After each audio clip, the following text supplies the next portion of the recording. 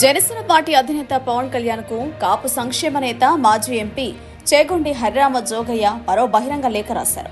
జనసేన బాగు కోసం ప్రత్యేకంగా పవన్ కళ్యాణ్ మంచి కోసం తానిచ్చే సలహాలు ఆయనకు నచ్చినట్లు లేదన్నారు. ఈ విషయం బహిరంగ సభలో తన పేరు పెట్టి పవన్ కళ్యాణ్ అనకపోయినా ఓ వర్గం మీడియా ప్రచారం చేస్తున్నప్పుడు తప్పుడు వార్తలు చూస్తే అలానే అనిపిస్తుందన్నారు.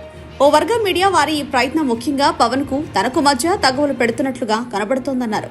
పవన్ ను మరింత ఒంటరిగా చేస్తూ చంద్రబాబుకు మరింత దాసోహం అనిపించేటట్లుగా చేయాలనే కృత్రిమ చర్యలా అనిపిస్తోందన్నారు.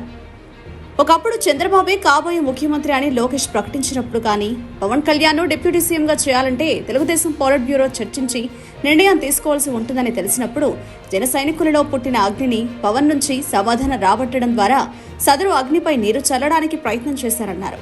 తన ప్రయత్నం పవన్ కళ్యాణ్ ఇంట్రెస్టులో చేశానా, వైఎస్ఆర్సీపీ ఇంట్రెస్టులో చేశానా? ఇవాళ జనసేనకు బలమైన నియోజకవర్గాలు, బలమైన అభ్యర్థులు 40 వరకు ఉన్నా జనసేనకు కేటాయించిన సంఖ్య 24కు కుదించారన్నారు. పవన్ కళ్యాణ్ చంద్రబాబును శాసించగల మెజారిటీ లేకుండా చేయాలని దుర్బుద్ధితో తీసుకున్న నిర్ణయమన్నారు. చంద్రబాబు చర్యకు జన సైనికులందరూ ఆగ్రహంతో ఊగిపోతూ ఉంటే వారిని సముదాయించడం కోసం బహిరంగ సభలో చంద్రబాబు వివరణ కోరడం కూడా వైఎస్ఆర్సీపీకి అండ కాయటమా అని ప్రశ్నించారు. దశల వారీగా బీసీ ఎస్సీలందరూ ముఖ్యమంత్రి పదవిలో కొనసాగాలని కోరుకుంటున్నానన్నారు. తాను ఉన్నత పదవులు కూడా వదులుకుని ఒకనాడు చిరంజీవికి మద్దతు తెలిపానని, ప్రజారాజ్యం పార్టీని కాంగ్రెస్ లో విలీనం చేయడంతో నష్టపోయారన్నారు. మళ్లీ పవన్ కళ్యాణ్ జనసేన పార్టీని పెట్టి ముందుకు వస్తే ముఖ్యమంత్రిగా చూడాలని జనసేన పార్టీలో చేరినా తనకు సన్నిహితంగా ఉండే 80% మంది కాపులు, బీసీలు, ఎస్సీల వర్గాలు కోరుకుంటున్నారన్నారు. జనసేన పార్టీ సహకారం లేకుండా తెలుగుదేశం నెగ్గడం అనేది సాధ్యం కాదన్నారు. అది చంద్రబాబుకు తెలియంది కాదని అందుకే పవన్తో జత కట్టారన్నారు.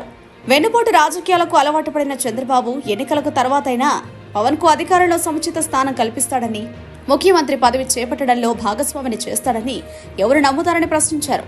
ఎన్నికలైన తర్వాత జనసేనను క్రమేపీ నిర్వీర్యం చేసి తన కొడుకు లోకేష్ నే ముఖ్యమంత్రిని చేస్తాడు అనే భయం జన సైనికులందరిలో ఉన్నమాట నిజమన్నారు. ఎన్నికల ముందే మీరు అధికారంలో రావడంతో పాటు మీ స్థానం ఏమిటో తేల్చాలని జన సైనికుల తరపున నేను డిమాండ్ చేయడంలో తప్పేమిటి? సముచితమైన నా సలహాలను వక్రీకరిస్తూ వైఎస్ఆర్సీపీ కోబట్టుగా నాకు ముద్ర వేయడానికి ప్రయత్నం చేస్తున్న ఈ ఎల్లో మీడియాను కానీ జనసేన పార్టీలోని కొంతమంది మీ సలహాదారులను కానీ ఏమనాలి? వారు తెలుగుదేశం కోవట్టులుగా చెప్పవచ్చా? పవన్ కళ్యాణ్ ప్యాకేజీ వీరుడిగా జనంలో నమ్మింపచేసి నిర్వీర్యం చేసి దానివల్ల లబ్ధి పొందాలనేది ఈ తెలుగుదేశం అధినేతల కుతంత్రమా? జరుగుతున్న ఈ పరిణామాలపై మిత్రులెవరో శత్రువులెవరో తెలుసుకుని మీరు ప్రవర్తించడం జనసేన మంచి కోరి ఎంతైనా మంచిది. మీకు ఇష్టమైనా ఇష్టం లేకపోయినా మీ వెంటనే ఉండి మిమ్మల్ని కాపాడుకోవడం నా విధిగా భావిస్తున్నాను అని హరిరామ జోగయ్య లేఖలో స్పష్టం చేశారు. Subscribe to Social TV Telugu for more videos. Hit the bell icon for faster updates.